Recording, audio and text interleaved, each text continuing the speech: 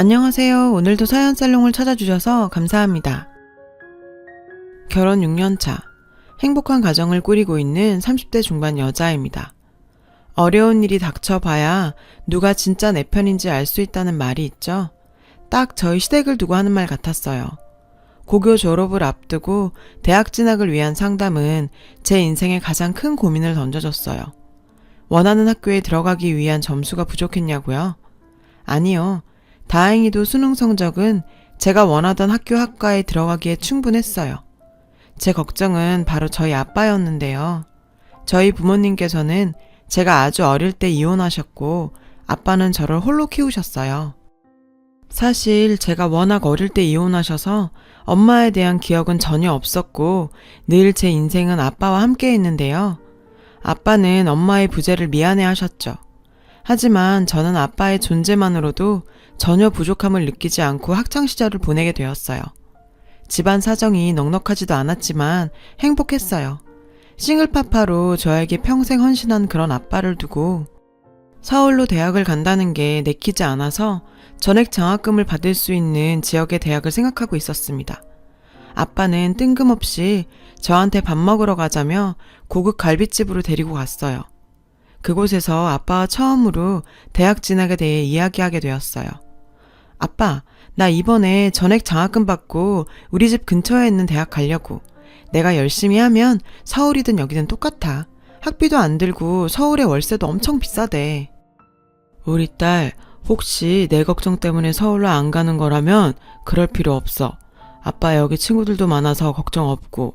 그리고 내가 우리 딸 대학 보내려고 어렸을 때부터 모아둔 돈도 있으니 그런 걱정하지 말고 네가 원하던 대학으로 원서 내. 아빠는 학비와 생활비로 쓰라며 통장 하나를 내미셨고 제 손을 꼭 잡고 이야기하셨어요. 아빠는 우리 딸이 아빠 때문에 원하는 거 못하면서 사는 거 싫어. 우리 딸은 똑똑해서 뭘 해도 잘할 거야. 알았지? 아빠의 진심 어린 말에 아빠 품에 안겨 어린 애처럼 펑펑 울었네요. 저는 아빠의 지지 덕에 서울에 있는 학교에 지원했고 당당하게 합격했어요. 제 나이 20, 대학 입학을 위해 난생 처음으로 고향을 떠나 서울로 오게 되었죠.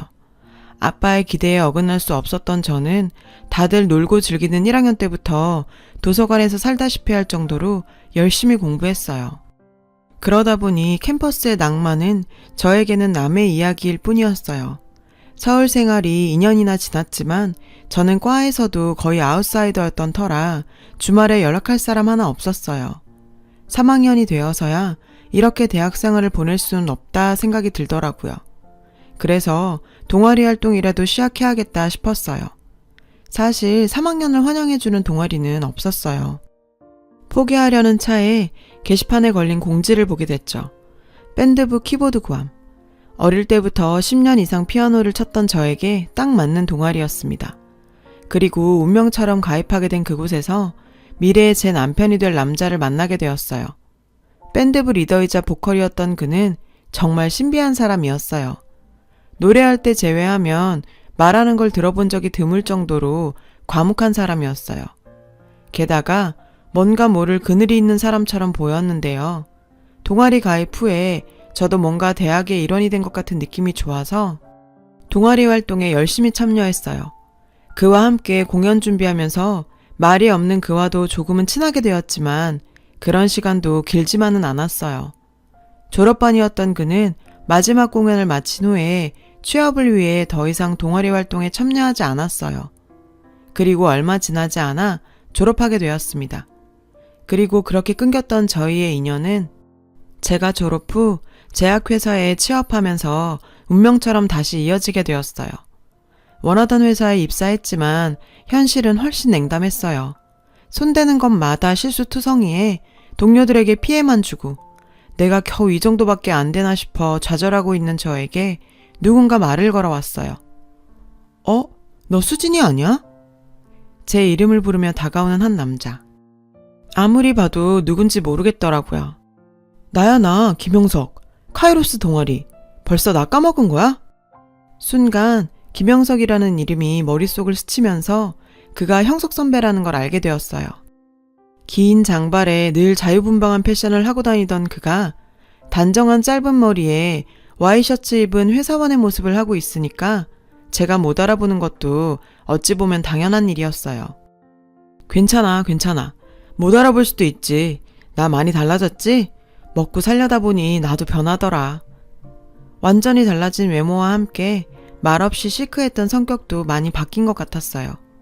그런 그의 모습이 뭔가 짠하기도 했지만 말수가 없어 더 알 수 없는 사람이라 벽이 있던 관계에서 조금은 더 친근하게 느껴지더라고요. 그리고 그는 저에게 정말 놀라운 사실 하나를 알려줬어요. 그가 저희 과 선배였고 제가 동아리에 들어가기 전부터 저를 알고 있었다고 했어요. 참, 얼마나 과 생활을 안 했으면 자기 동아리장이 과 선배인 것도 모르고 있었냐며 웃었는데 학교 선후배로 시작한 인연이 회사로까지 이어지게 되면서 좀 더 가까운 사이가 되었죠. 회사 끝나고 개인적으로 밥도 먹고 술도 마시면서 정을 쌓은 저희는 연인관계로 발전하게 되었어요. 그렇게 2년간 회사 안에서 비밀스러운 연애를 즐기던 저희는 제 28번째 생일날 그의 프로포즈로 결혼 약속을 했습니다. 결혼 허락차 각자의 집을 방문하게 되었어요. 저희 아빠는 허락 같은 게 왜 필요하냐시며 그를 환영해줬어요. 그리고 그의 집을 방문했죠. 집안이 뭔가 무겁고 이상한 느낌이 있었어요. 그게 단지 느낌만은 아니라는 걸 곧 알게 되었습니다. 예비 시모께서는 시아버지에 비해 어려도 너무 어려 보였어요. 저녁을 먹는 내내 그는 어머니에게 한마디도 하지 않더라고요. 무거운 분위기 속에 예비 시부모님과 처음 만남을 마친 후 그는 저에게 본인의 집안 이야기를 해줬습니다.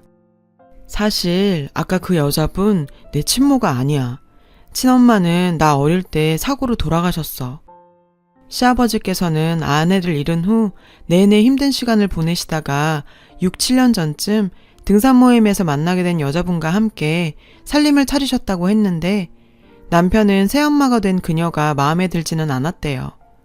아버지께서 다시 기운 차리시고 살아가시는 모습에 그저 받아들이기로 했다고 하더라고요. 남편의 이야기를 듣고 나니 남편의 첫 인상에서 뭔가 그늘이 느껴졌던 이유를 알 것만 같았는데 동시에 저와 같은 아픔이 있는 그에게 더 큰 동질감을 느끼게 된 계기가 되었죠. 그리고 결혼 후 저도 남편이 왜 이리도 새엄마를 마음에 들지 않아 했는지 점차 알아가게 되었어요. 그 사람은 시아버지가 있을 때는 천사 같은 새엄마이자 시어머니 노릇을 했는데 시아버지만 없으면 완전히 다른 사람이 되곤 했어요. 시아버지 생신날 오랜만에 시댁에서 함께 밥을 먹게 되었는데 그날도 남편은 뭔가 기분이 좋지 않아 보였죠. 시아버지와 함께하는 식사 자리에서 역시나 저희에게 살갑게 구는 시어머니셨는데 우리 형석이 많이 먹으렴. 우리 애기도 많이 먹으렴. 남편은 아무 대답도 하지 않았고 그 모습에 아버님께서는 버럭 화를 내셨는데요.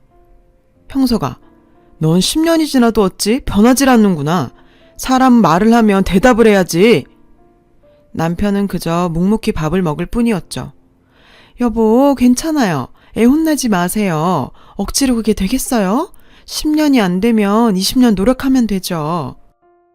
역시나 시아버지 앞에서는 그저 천사표 시어머니시더라고요. 화가 나신 아버님께서는 주방을 나가버리셨는데요. 그때부터 시어머니의 완벽히 다른 얼굴이 드러났어요.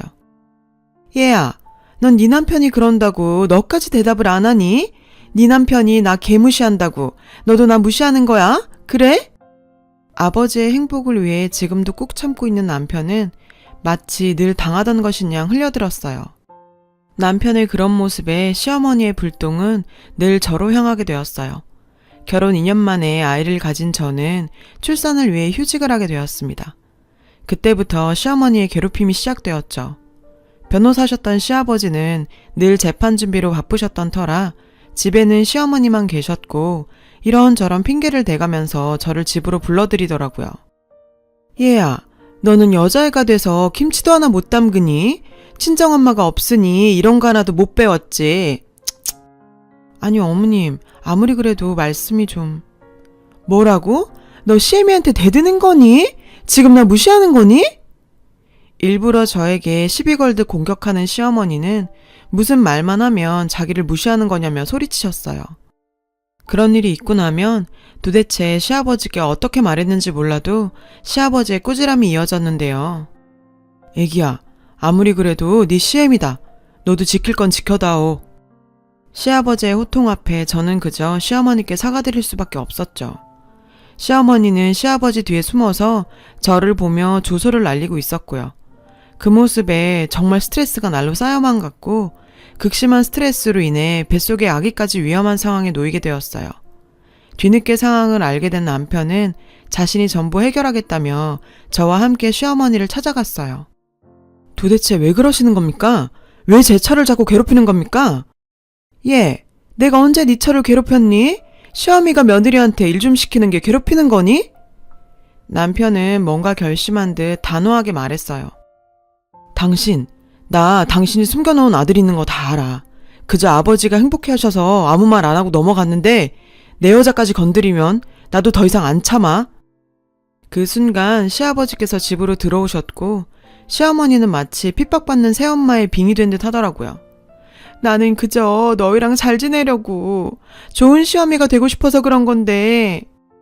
시어머니의 눈물 뚝뚝 흘리시는 모습에 시아버지께서는 소리를 버럭 지르셨고 저희를 쫓아내셨죠. 형서가, 내가 널 그렇게 키웠니? 아무리 그래도 나랑 같이 살고 있는 사람한테 이렇게 모질게 굴 수 있는 거니? 꼴도 보기 싫다. 남편과 저는 아버님에게 거의 쫓겨나듯 집에서 나오게 되었고 그 후로 시댁에 갈 수가 없었어요. 그리고 1년 만에 듣게 된 소식은 시아버지가 암 판정을 받았다는 소식이었습니다. 남편과 급하게 아버님 댁을 찾아갔어요. 그곳에서 충격적인 장면을 목격하게 되었습니다. 아유, 우리 현수 고생 많았다. 이제 곧 전호인네 죽으면 이 집에서 엄마랑 같이 살면 돼. 조금만 더 참으면. 집안에는 시어머니와 고등학생쯤 돼 보이는 남자아이가 웃으면서 대화하고 있었는데요. 남편이 그렇게 화가 난 모습은 정말 처음 보는 듯 했어요. 아버지가 왜 죽어? 그리고 누구 맘대로 너희가 이 집에서 살아? 남편의 갑작스러운 등장에 시어머니는 상당히 놀란 눈치였고 자기 친아들을 등 뒤로 숨기더라고요. 뭐라는 거니? 너희가 여길 왜 와? 누구 맘대로 왜 여길 들어와? 저 영감 너희 때문에 암 걸린 거야. 니들이 속 썩여서. 그리고 말은 바로 해야지. 네 아버지 죽으면 이 집 내 거야. 평소 시아버지 앞에서는 그렇게 잘할 수 없던 시어머니는 이제 그 더러운 가면을 쓰지 않기로 했는지 노골적으로 아버님이 돌아가시길 바라는 듯 보였어요. 당신, 아버지가 이거 알면 가만히 있을 것 같아? 그동안 너 같은 여자라도 우리 아버지 행복하게 해줄 수 있다면 그만이라고 생각해서 참아왔는데 더 이상 못 참아. 네가 못 참으면 어떡할 건데? 네 아버지 다늘과 암까지 걸려서 골골하고 있는데? 정신도 없는 양반이 뭘 하겠어. 말하려면 해봐. 지금도 정신 못 차리고 자고 있을걸? 정말 듣고 있자니 악마가 따로 없었어요. 남편은 손까지 부들부들 떨면서 방문을 여는 순간 그 자리에 있던 모든 사람이 순간 움직일 수가 없었습니다.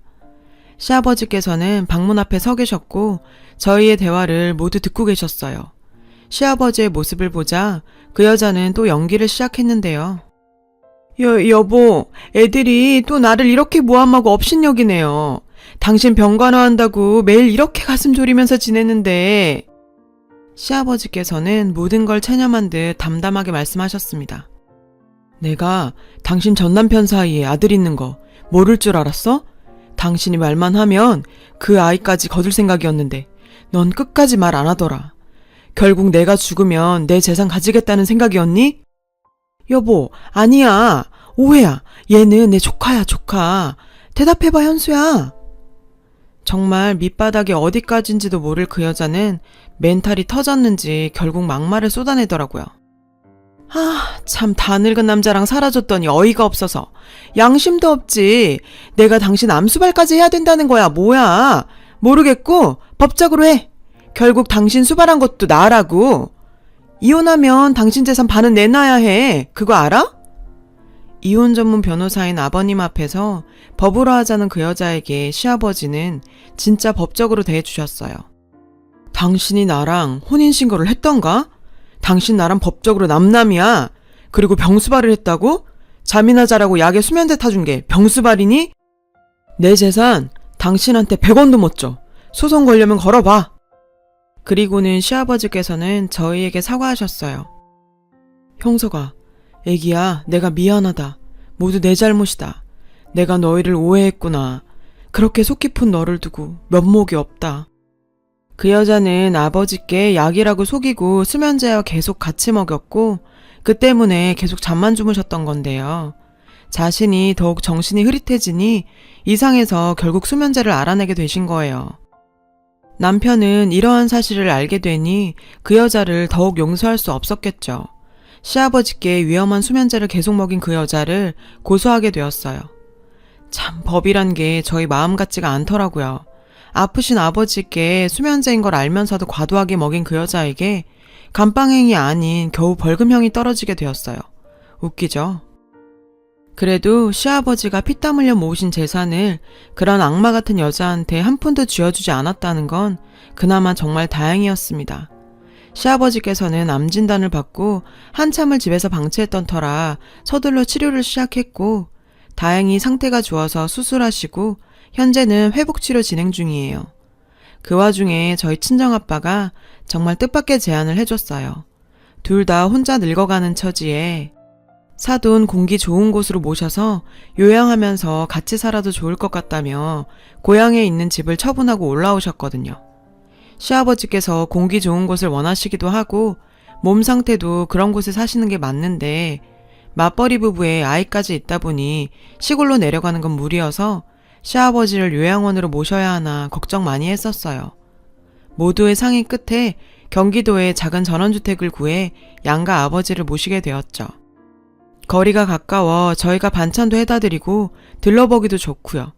사돈끼리 저러기도 쉽지 않은데 서로 형님 동생 하면서 친구처럼 잘 지내고 계시네요. 엄청난 일을 겪은 만큼 아버님도 남편도 우리 가족 더 행복했으면 좋겠습니다. 여러분, 사연 댓글에 응원과 현명한 조언 부탁드려요. 좋아요와 구독은 저에게 큰 힘이 됩니다. 오늘도 좋은 일 가득하세요.